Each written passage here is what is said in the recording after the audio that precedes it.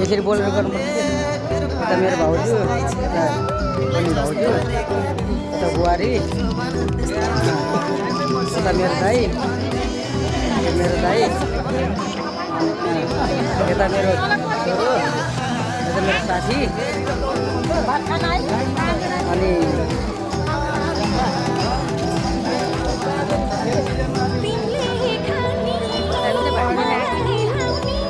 हामी चाहिँ भात खान आएको